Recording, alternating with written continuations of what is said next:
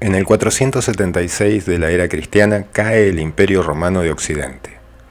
Las luchas entre los diferentes pueblos, ciudades-estados, germanos, romanos, francos, longobardos, hacía que las guerras intestinas de lo que antes fuera un gran imperio se desarrollaran sin parar en prácticamente todo el territorio de Europa.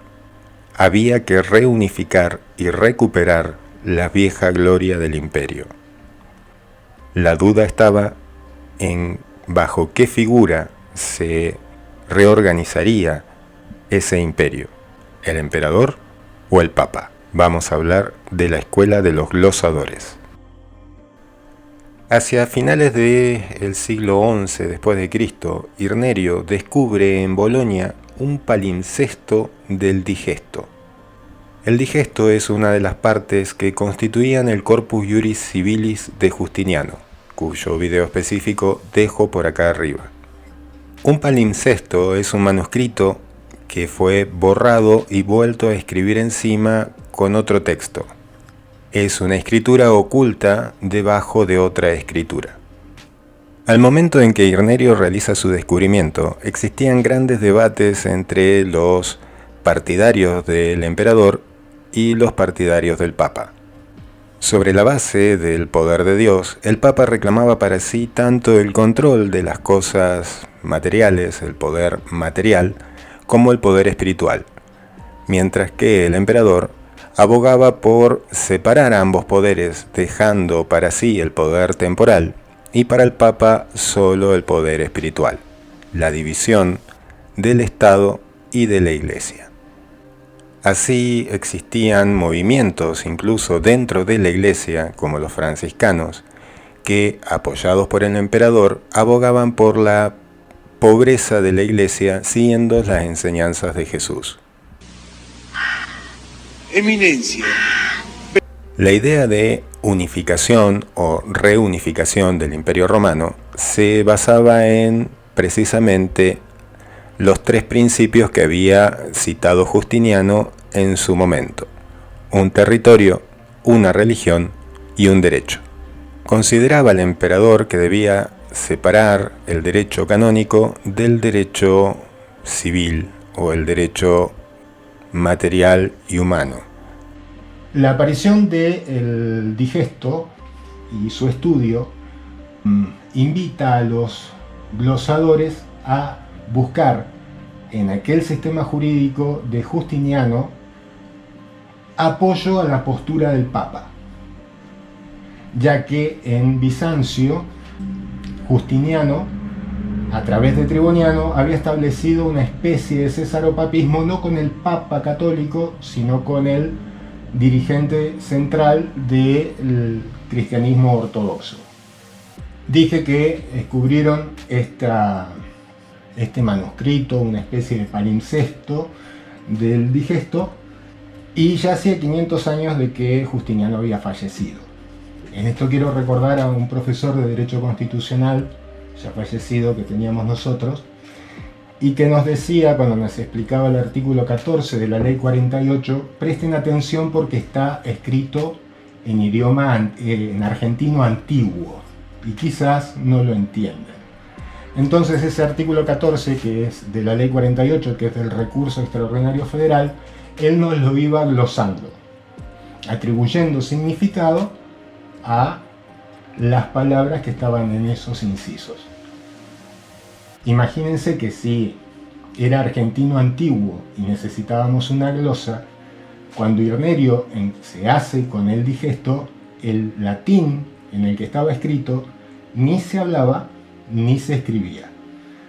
Por tanto, debían atribuir significado a las palabras que integraban los fragmentos y a las frases que integraban los fragmentos del Corpus Juris Civilis. Bien, el método que utilizaron los glosadores fue, primero, centrarse en la letra de la ley.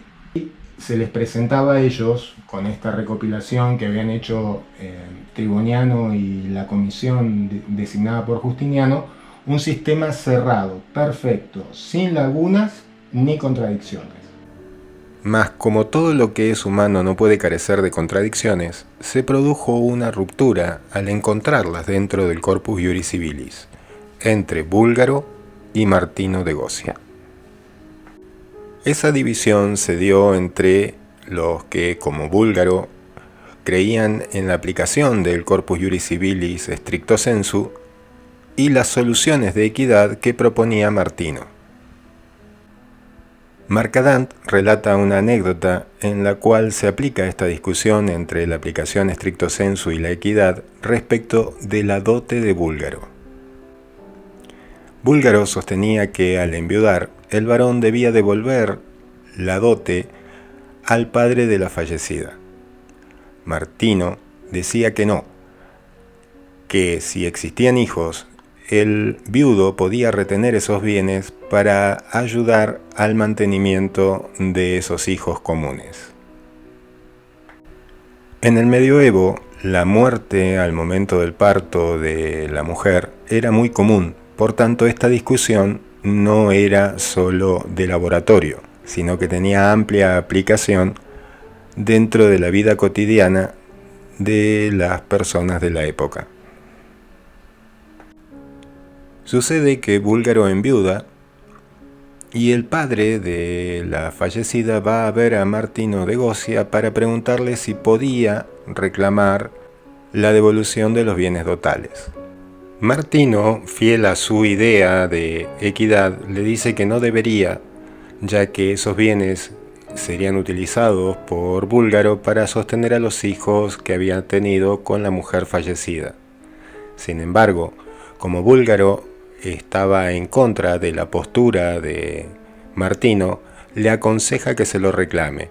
El objetivo de Martino era que Búlgaro se tragara sus palabras y se quedara con la dote. Pero Búlgaro, fiel a su idea de la aplicación del derecho estricto, devolvió la dote. La dote eran bienes que entregaba el padre o un tercero a la mujer con motivo de su matrimonio, con el objetivo de ayudar al marido al sostenimiento de una mujer que abandonaba su familia de origen para ingresar a la familia de su marido en calidad de hija o de nieta, dependiendo de quién fuera el pater familias en esa familia. Esta discusión entre derecho estricto y equidad que se da entre Búlgaro y Martino se debe a que en el tema de la dote, el código, que era una compilación de leyes de constituciones imperiales, ordenaba la devolución de esos bienes al padre de la mujer cuando ésta falleciere. Sin embargo, en el digesto había un fragmento en el que se decía que si había existido hijos comunes, los bienes podían ser retenidos por el marido para el sostenimiento de esos hijos en razón de equidad. Martino esperaba de que Búlgaro retuviera los bienes de la dote sobre el pedido de la aplicación de equidad, pero no fue así. Las glosas, que era el sistema que ellos hacían como para explicar o llenar de contenido ese idioma desconocido para los juristas de la época. Las glosas entonces podían ser interlineales o marginales. Interlineales cuando la glosa, la explicación, iba dentro del texto del corpus. Y eran marginales cuando se copiaba, porque en esa época no había imprenta, se hacía todo a mano, se copiaba en el centro de una hoja el fragmento y en el margen, como en las hojas que tenemos hoy, aplicaban la explicación. Y esa explicación podía ser o gramatical, explicando lo que las palabras o las frases quieren decir, o una interpretación de lo que la ley quiere decir. Y dentro o seguido de esa frase se escribía la explicación. Y después se continuaba con el texto. Cuando nosotros vemos hoy algún autor que viene diciendo una cosa, por ejemplo citando a otro autor, y abre paréntesis o en letra cursiva hace una reflexión explicando lo que ese otro autor estaba diciendo. Ese sería más o menos el sistema. Es importante lo de gramaticales porque, como digo, atribuyen contenido, atribuyen significado a palabras que ya no se estaban utilizando.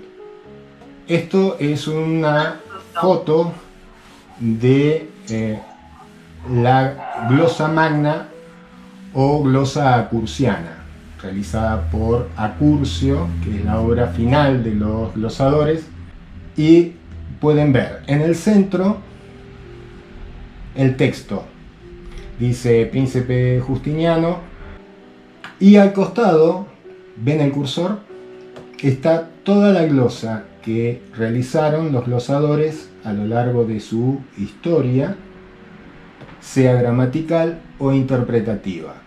Esto es marginal. Marginal envolvente se llama este tipo de glosa.